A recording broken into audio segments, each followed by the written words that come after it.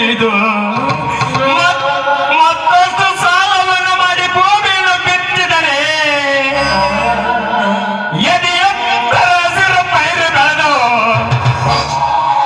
ಈ ರೈತನ ಮನದಲ್ಲಿ ಆನಂದದ ವಯಗೆ ಏರಿಸಿದೆ. ಆದರೆ ವಾರದಿಂದ ಬಿಡದೆ ಸುರಿತಿರುವ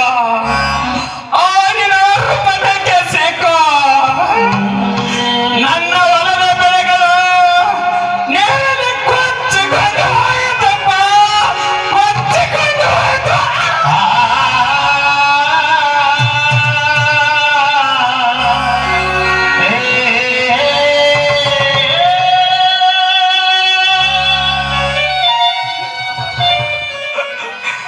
ಹೀಗಾದರೆ ನಮ್ಮಂತ ರೈತರು ಬಾಳಿ ಬದುಕಲು ಹೇಗಪ್ಪ? ಮೇಘರಾಜ ನೀನೇ ಹೇಳ.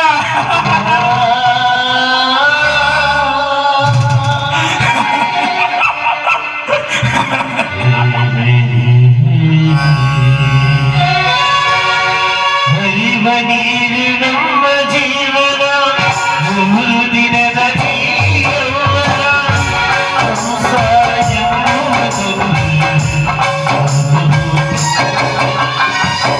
ಸ್ವಾಮಿ, ಹೊಲಕ್ಕೆ ಹೋಗಿ ಬಂದ್ರ? ಹೋಗಿದ್ದೆ ಪಾರ್ವತಿ, ಹೋಗಿದ್ದೆ. ಯಾಕ್ರಿ, ಏನಾಯ್ತು? ನಿಮ್ಮ ಮಾತಿನಲ್ಲಿ ಏನೋ ಒಂದು ಆತಂಕ ಎದ್ದು ಕಾಣ್ತಾ ಇದೆಯಲ್ಲ? ಹೊಲದಲ್ಲಿ ಬೆಳೆಗಳು ಚೆನ್ನಾಗಿದ್ದಾವೆ ತಾನೆ? ಅದೇನಂದು ಹೇಳಲಿ ಪಾರ್ವತಿ, ವಾರದಿಂದ ಬಿಡದೆ ಸುರಿತಿರುವ ಆ ಮಳೆ ರಾಯಿನ ಆರ್ಭಟಕ್ಕೆ ನೀರು ಬಿಟ್ಟರಂತೆ. ಆ ನೀರಿನ ರಭಸಕ್ಕೆ ಸಿಕ್ಕು ನನ್ನ ಹೊಲದ ಬೆಳೆಗಳು ಮತ್ತೆ ಕದ್ದು ಬಾಯ ತೊಟ್ಟ ನೀರಿನ ಕಚ್ಚಿಕೊಂಡು ಹೋಯಿತು ಪಾರಕ್ಕೆ, ಕಚ್ಚಿಕೊಂಡು ಹೋಯಿತು. ಏನ್ ಹೇಳ್ತಾ ಇದ್ದೀರಾ ನೀವು? ಅಷ್ಟೇ ಅಲ್ಲ ಭಾರತಿ, 5 ಎಕರೆ ಉಳ್ಳಾಗಡ್ಡಿ ಮೆಣಸಿನ ಬೆಳೆ ಕೂಡ ನೀರಿನಲ್ಲಿ ಕೊಚ್ಚಿಕೊಂಡು ಹೋಯಿತು ಭಾರತಿ.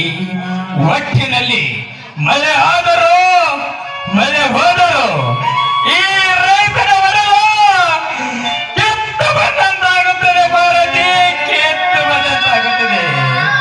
ಈ ರೈತರ ಕಣ್ಣೀರು ವರ್ಷವರು ಯಾರಿದ್ದಾರೆ ಭಾರತಿ ಈ ಜಗದಲ್ಲಿ? ಇರ್ಲಿ ಬಿಡಿ ಸ್ವಾಮಿ, ಸಮಾಧಾನ ಮಾಡಿಕೊಳ್ಳಿ. ಪಾಲಿಗೆ ಬಂದಿದ್ದು ಪಂಚಾಮೃತ ಅಂತ ತಿಳ್ಕೊಂಡು ನಾವು ಜೀವನ ಮಾಡೋಣ. ಎಲ್ಲಿ ಹೋಗುತ್ತೀಯ ಭಾರತಿ? ಇದು ನಮ್ಮೊಬ್ಬರ ಪರಿಸ್ಥಿತಿ ಅಲ್ಲ. ಅಮರಗೊಳ್ಳ, ಅಡಗಲಿ, ಬಸರಕೋಡ, ಮೇಲೇರಿ, ಮಣ್ಣೇರಿ, ಧಾನ್ಸೂರು ಸೊತ್ತು 6 ಹಳ್ಳಿ ಸಹಿತ ಹಳೆ ಪಾಲದವ ಭಾರತಿ.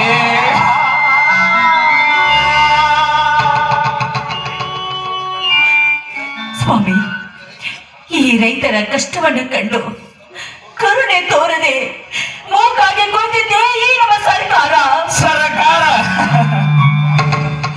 ಭಾರತಿ, ತುತ್ತು ಕೊಟ್ಟ ರೈತನಿಗೆ ತುತ್ತು ತಂದ ಈ ಸರ್ಕಾರ ಈ ರೈತರ ಮೇಲೆ ಕರುಣೆ ತೋರಿಸುವುದೇ ಇಲ್ಲ ಭಾರತಿ, ಇಲ್ಲ. ಈ ರೈತರನ್ನು ಸಲುವ ಶಕ್ತಿ ಈ ಸರ್ಕಾರಕ್ಕಿಲ್ಲ. ನಮ್ಮೂರಿಗೆ ನೀರು ಹಾವಳಿಯಾಗಿದೆ ಎಂದು ಪಕ್ಕದ ಊರಿನವರು ಅಡುಗೆ ಮಾಡಿಕೊಂಡು ಬಂದು ಕೊಡುತ್ತಿರುವಾಗ ಅಲ್ಲದೆ ಸಣ್ಣ ಸಣ್ಣ ಮಕ್ಕಳು ಊಟಕ್ಕೆ ಪರಮಾತ್ಮವನ್ನು ನೋಡಿದರೆ ಈ ರೈತನ ಕರು ಕೆತ್ತು ಬಂದಂತಾಯ್ತು ಭಾರತಿ, ಕೆತ್ತು ಬಂದಂತಾಯ್ತು.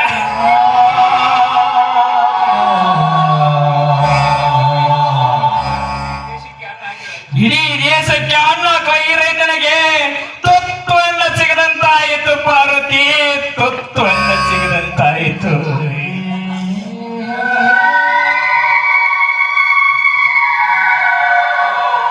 ಅಪ್ಪ, ಅವ್ವ, ಇಬ್ಬರು ಏನೋ ಯೋಚನೆ ಮಾಡ್ತಾ ಇದ್ದೀರಲ್ಲ? ಬಾ ಪ್ರಶಾಂತ.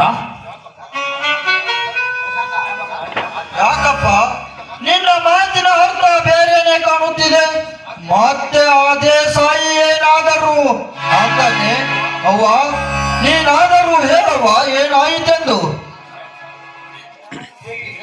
ಪ್ರಶಾಂತ, ನಿನಗೆ ಹೇಗೆ ಅಂತ ಹೇಳಬೇಕು? ದಿನನಿತ್ಯ ಬಿಡದೆ ಸುರಿಯುತ್ತಿರುವ ಆ ಮೇಘರಾಜನ ಆರ್ಭಟಕ್ಕೆ ಬೆಳೆದ ನಿಂತ ನಮ್ಮ ಬಾಡಿ ತೋಟ, ಉಳ್ಳಾಗಡ್ಡಿ, ಮೆಣಸಿನ ಬೆಳೆಗಳೆಲ್ಲ ನೀರಿನಲ್ಲಿ ಕೊಚ್ಚಿಕೊಂಡು ಹೋಗಿದ್ದಾವೆ. ಬೇತರ ಅವ್ವ, ಏನು ಹೇಳುತ್ತಿರುವೆಯವ್ವ ನೀನು? ನಿನ್ನ ಮಾತನ್ನು ಕೇಳಿದರೆ ಈ ರೈತನ ಹೊಡಲು ಉರಿದು ಹೋಗುತ್ತಿದೆ. ಪ್ರಯೋಜನವಿಲ್ಲ ಪ್ರಶಾಂತ. ಈ ರೈತನ ಉಡಲು ಉರಿದರು, ಕಣ್ಣೀರುವರೆ ಹಾಗೆ ಹರಿದರು, ಯಾವುದು ಪ್ರಯೋಜನವಿಲ್ಲ ಪ್ರಶಾಂತ. ಒಂದು ಕಡೆ ನೋಡಿದರೆ ಸಾಲದ ಸಂಕಟ, ಇನ್ನೊಂದು ಕಡೆ ನೋಡಿದರೆ ನೆರ ಹಾವಳ ಚೆಲ್ಲಾಟ. ಇದೆಲ್ಲ ಭಗವಂತ ಆಡ್ಸೋ ಆಟನಪ್ಪ, ಭಗವಂತ ನಾಟ. ಅಪ್ಪ, ಆಟ ಆಡಿಸುವ ಭಗವಂತನಿಗೆ ಸವಾಲು ಹಾಕಿ, ರಟ್ಟೆಯಲ್ಲಿ ಶಕ್ತಿ ಇದೆ, ಎದೆಯಲ್ಲಿ ಛಲ ಇದೆ, ಪ್ರಶಾಂತವಾದ ಭಾರತ ಭಾಗದ ಮಡಿಲೂ ಇದೆ. ದುಡಿದು ಸಾಲ ತೀರಿಸೋಣ, ಅದರ ಬಗ್ಗೆ ನೀವೇನು ಚಿಂತೆ ಮಾಡಬೇಡಪ್ಪ. ಅವ್ವ, ಅಪ್ಪ. ಅವ್ವ, ಅಪ್ಪ, ಬಾ ಶ್ರೀಕಾಂತ. ಯಾಕಪ್ಪ ನಿನ್ನ ಮಾತು ಆತಂಕದಿಂದ ಹೊರಬರುತ್ತಿದೆ? ಯಾಕಪ್ಪ, ಏನಾಯ್ತು? ಅವ್ವ, ನೀನಾದರೂ ಹೇಳು, ಏನಾಯ್ತು?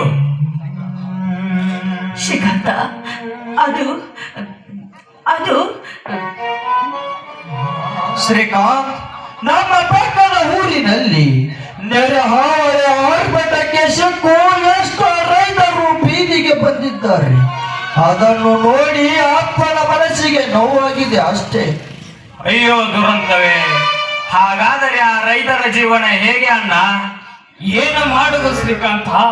ಇದೆಲ್ಲ ನಮ್ಮ ದುರ್ದೈವ ಕಣಪ್ಪ. ಮೊದಲು ನೀವು ಊಟ ಮಾಡಿದಂತೆ ನಡೆಯಿರಿ ಒಳಗಡೆ. ಅವ್ವ, ನಾನು ಊರಿಗೆ ಬರುವಾಗ ಆ ಮೇಲಿನ ಮಣಿ ಪ್ರಕಾಶ ನನ್ನ ಕೈಯಲ್ಲಿ ಹಣವನ್ನು ಕೊಟ್ಟು ಕಳಿಸಿದ್ದಾನೆ. ಹೋಗಿ ಅವರ ತಂದೆ ತಾಯಿಗೆ ಆ ಹಣವನ್ನು ಮುಟ್ಟಿ